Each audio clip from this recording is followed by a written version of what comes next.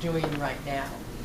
And so I guess where I would start is to tell you that typically what most healthcare facilities are designed on or around are what's called a medical model of care. When we talk about a medical model of care, I'm talking about an environment where the focus of everything we do is about what we do for people.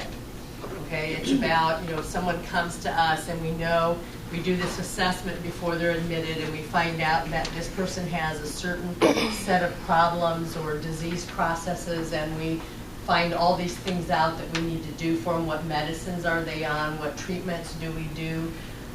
Do they need help with their shower? Do they, need to have somebody make their bed, clean their room, whatever it might be? And that's what the medical model is all about. It's about doing things for people. It's about what we provide, what service there is for people that are paying for that care. As many of you know and probably have encountered in this environment, is that frequently what happens is people stop doing anything for themselves because the expectation becomes, that's what I pay you to do. Okay? Why should I make my bed? I'm paying to be here. You should make my bed. Okay? And that's kind of what the mindset is that's pervasive throughout the medical model of care. Now, memory care and this program that you guys are going to soon have as part of your campus is designed to be a very, what we call a social model of care. And what a social model of care focuses on is about maximum independence and getting people to do as much as they can for themselves. So our focus is coming alongside someone and doing things with people, not for people.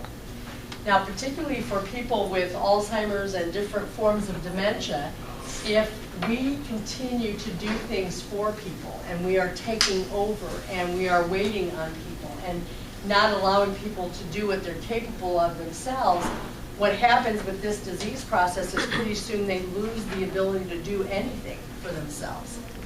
So this model of care, this memory care program, is designed so that everything we do is about having people continue to do whatever they can, as much as they can for themselves.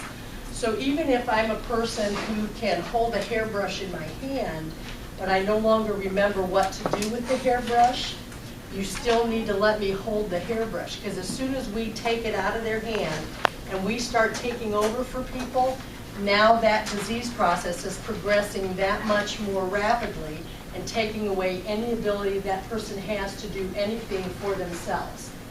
So this memory care program is really designed to be a very independent, interactive kind of program for people to function at their maximum level of capacity within the parameters of this disease. The other thing that the social model of care is that it is created to be like home. So it's a very de-institutionalized environment. So what that means is for direct caregivers, you probably will not be in a typical nursing uniform. Okay, you will have a dress code, but it won't necessarily be a uniform. Okay, it might be a colored polo and a pair of khaki pants. It might be a warm-up suit. It might be, who knows? That's up to you and your facility to decide what that's going to look like. But these people are very, very sensitive to their environment and how things are designed. So if you all are in uniform and you all look like nurses and doctors, and then I'm going to think something's wrong with me and I'm sick and I'm going to act like I'm sick. And that's why for oftentimes these individuals won't come out of their room. They don't want to get up. They don't want to get dressed in the mornings. And all of that is because they are very sensitive to their environment. And they take their lead from you. So if you look like somebody who takes care of sick people, then I must be sick. So I'm going to act like I'm sick. And that's part of the process. So this whole program is designed to eliminate that and to be very, very home-like. So anyone who works, no matter what department you're in, within this memory care program is going to be very, very interactive with the individuals that we're taking care of. You are going to come alongside of them. It's kind of how many of you have ever heard of that best friends approach for dementia and Alzheimer's care? That's really what you become. You become a surrogate family. You become my best friend. You become the person who helps me every day live my life in such a way that I'm the very best I can be. So no longer are things done for me. You're encouraging me to do things for myself. The other thing is that there are no real defined roles in terms of, that's not my job, that's not my department, I can't do that. I'm just the housekeeper, so I just clean. I'm just the CNA, so I just give baths and feed people. I don't do activities. Okay, that definition is gone. Okay, that segregation of departments is gone. Everybody is involved in memory care. So what happens is, if I'm the little housekeeper who comes down to clean the resident rooms, and I'm doing that, and I have a little resident in memory care who comes up to me and says, honey, my floor is so dirty, I really need to have my floor swept. We're not going to sweep her floor necessarily, but we're going to help her find the broom and the dustpan and let her sweep her floor. If that's something she wants to do, and that's something she's done her whole life, and sweeping the floor makes sense to her, and that's what she thinks she needs to do, then we need to let her do that. That's part of her program. Okay? If we have a little lady who comes to the unit and her whole life has been about being a mom and a wife, what do you think the activities are that are going to be important to her? Okay, taking care of somebody, okay? Might be another little resident who she thinks needs her, and now she's going to start mothering her and taking care of her. What else might she do? Cooking, okay? Baking cookies with us. Okay, we're going to have a full working kitchen inside this program. Fridge, stove, sink, just like you're going to have at home. The fridge is going to be stocked with food. The cabinets will have all kinds of stuff in it. I'll have all kinds of beverages on there. If I wake up in the middle of the night and I want a peanut butter and jelly sandwich, I'm going to have the ability to go make that for myself, just like you would at home. Okay, and we need to encourage people to do that. That's what this program is about. So, this little lady that I'm talking about is going to be the lady that, we're not going to set the table for them. Okay, part of their program is going to be that, every day, every meal, we're going to have 2 or 3 ladies who want to help set the table for our meals. It's what you do at home. Nobody comes and sets your table for you, do they? Okay, so part of it is being participatory and active in their life on a daily basis. Many of these people will probably be, assisting us to do their laundry. This will be the little lady who wants to fold the clothes when they come out of the dryer. It will be different for different people depending on that person's life story. But that's what your job is as a memory care worker. It's not about the physical care. We have to see that they get physical care, don't misunderstand me. But the population that you're going to have inside that memory care unit are going to be individuals that are there because they can benefit and participate in the program. Okay, so the focus of what you do, the majority of your time is not going to be spent on physical care. It's going to be spent on interactive programming with these people. So if you're one of those people who got into the field that you're in because you enjoyed interacting with people, but now the reality is you find out you don't have time. Because we have too many showers to do, or too many meds to pass, or too many treatments to do. The medical model of care is very task-oriented. It is about this list of things we have to get done in our 8-hour shift. And so we become very task-oriented. That's what medical model of care is. This social model of care, on the other hand, is your day, your job, is to interact with these people. It's to play Uno. It's to bake cookies. It's to go bowling. It's to take them on a field trip to the zoo. It's to, whatever the scheduled programming is, that's what your job is about. Now, you'll still have a time every day in the morning and every day at night when we either are getting them up and getting them dressed and, they're brushing their teeth and bathing themselves and, combing their hair, whatever it is. But these people will be high enough functioning. There's a very specific criteria for admission and discharge. And these folks will meet a criteria where they are appropriate to do those things, to, do much for themselves, just needing direction and setup and, encouragement to do those things. Because if all your time is taken on physical care, you don't have time to do the program. That's why there's a very specific criteria for individuals coming into this program.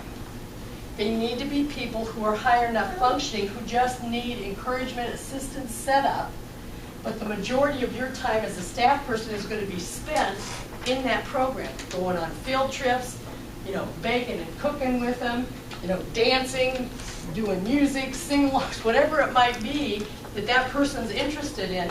That's what your course of your day is about. Okay? It's not about physical care. When they get to the point in the disease process where the focus of what they need is basic nursing physical care, they will be transitioned out of memory care and either into a transition unit, which is a potential for the future, like kind of a step-down unit for memory care, or ultimately to the healthcare center. Okay, because that's where we do that kind of focused care. Physical care is in those areas, not in memory care. Memory care is designed to be a very social, interactive, participatory program. So all day long, I am doing things. Okay? And it's all based on, we do a really extensive profile before we even bring anybody into the program to find out what their life story was about. What were the things that were important to them? What did they do with their life? That's how we determine what kind of programming we're going to put this person in, and what kind of programming you as a staff are going to do with them. Now, in order to do this and do it well, it takes a very specific personality to be able to work in this kind of a program and to work with this population. What would you guess some of those personality traits should be that a person should have? Who do you think would be a really good person to work in memory care?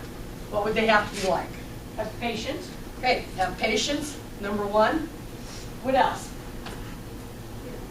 Huh? Caring. Caring, okay. Creative, okay. They have to think outside the box, if you will. People have to be flexible. You can't be a person who's very black and white and very structured, and certain things have to happen a certain way at a certain time, because these people are not on that kind of a schedule. That doesn't work for them. Okay, you have to be somebody who can go with the flow. And you might go into a group of 3 or 4 people, and your activity you're supposed to be doing that day might be, let's play Uno. And you get there and nobody wants to play Uno. Okay, so you're going to have to figure out, what are you going to do with that next 20 minutes or half hour? Okay, so you got to be somebody who's flexible. You have to be somebody who's social. Okay, you do a lot of conversation, a lot of interaction, and you have to be someone who's motivated to seize every opportunity you get to interact with that patient. What's your name? Penny. Penny. Okay, so let's say Penny is one of our little memory care individuals, and I'm walking by Penny and I notice her socks are down around her ankles, okay? And going, somebody ought to help Penny out with that, okay? Well, if I'm a really good, trained memory care worker, I'm going to identify that's an opportunity for me to do something with Penny besides pull her socks up, okay? So I might walk up to Penny, and if I know Penny used to be a music teacher, and that's what her whole life was about, I'm going to go up to her and go, Penny, look at them socks. They're down around your ankles. Now, how did they sneak down there? I don't even know how that happened. We need to get those pulled up. Can you reach down and pull them socks up? And encourage Penny to do that and go, and Penny, you know what? I heard you were a music teacher. What was your favorite song? You Are My Sunshine. That was my favorite too. Let's sing that. Can we sing that while we're getting your socks pulled up? You are my sunshine, my only sunshine. And we're pulling Penny's socks up. That's what memory care is about. It's about seizing every opportunity to interact with that individual, to help them feel valued, to help them function well, to help them understand they have purpose and meaning in their life, and that we appreciate them for who they are. So it takes a person who's very motivated to seize those opportunities, to just have fun. I mean, when's the last time somebody paid you to play? I mean, that's a great thing, okay? But there's a therapeutic value in that. And the other thing you need to understand about memory care is that it is not about the outcome, it's about the process. So if I'm playing a game